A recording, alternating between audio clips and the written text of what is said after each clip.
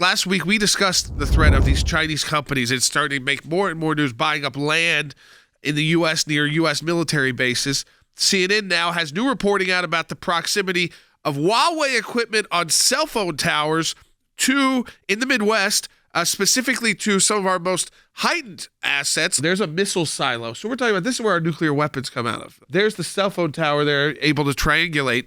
The FBI determined they were capable of capturing and disrupting, quote, highly restricted Defense Department communications, including those used by U.S. Strategic Command, which oversees our nuclear arsenal. The press and the Democrats have literally been saying, don't look at China, look at Russia. The Trump administration tried to do this.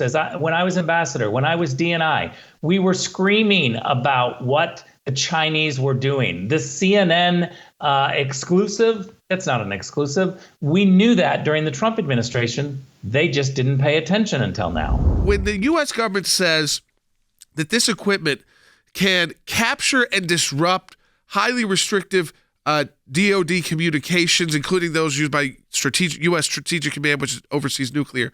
What exactly does that mean? What the Chinese Communist Party has been working on is to put all the tools that they need to both listen to communications from American military installations here, right inside the United States, to be able to listen to those communications, and then when the moment is right, to not only have captured that data, but be able to either block those transmissions or to use the information which they've learned to their military advantage. We ought to make sure that there's no Chinese equipment on any cell tower in the United States, most importantly, in places where we have military assets, military installations to protect our soldiers, our sailors, our airmen, and our most important national security secrets as well. The FCC mandated that the cell phone companies start taking down this Huawei technology that's on these cell towers that has enabled the Chinese government to spy on our most strategic assets, including the U.S.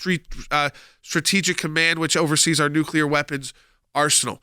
And one of the reports on Fox News is that they haven't completed this because they were $3 billion short. I mean, now, Rick, at a time when we spend billions and billions on legislation, we don't even know where it's going half the time. I mean, that happens.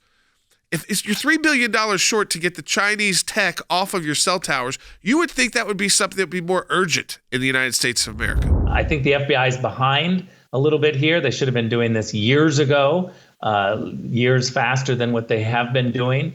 And yet we need more aggressive oversight. Politicians who get involved in these issues dig deep and then move quickly to try to stop it before it becomes part of a program that you can't rip out. A lot of them are in these rural is a word. I don't even rural is the right word.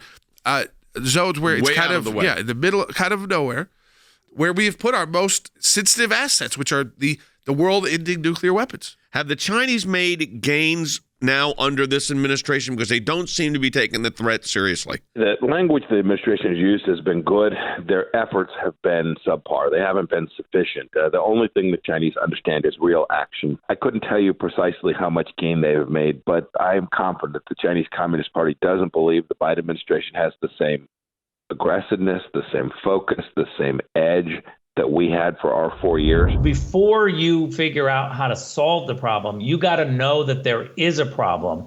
We don't have a Biden family, a White House focused on China because they don't think that it's a problem yet. I mean, we'll just look at Nancy Pelosi's trying to go to Taiwan. The Chinese are now freaking out.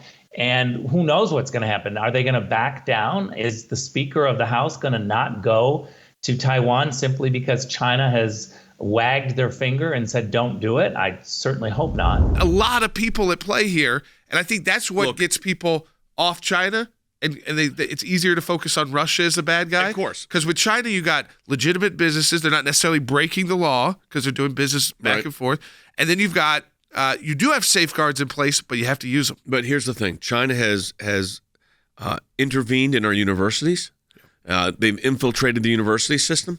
They have infiltrated congressional offices. I think of Eric Swalwell's office, where they've infiltrated congressional offices. They are trying to infiltrate Washington, D.C. in counterintelligence capabilities. I want to give people a little piece of good news, though. Your government, your intelligence agencies know this. The problem is with the politicians at the local, state, and federal level. They've got to educate themselves, and you've got to demand that they focus on China. We all know that kind of decoupling from China is going to take time, but I think it's something we have to start.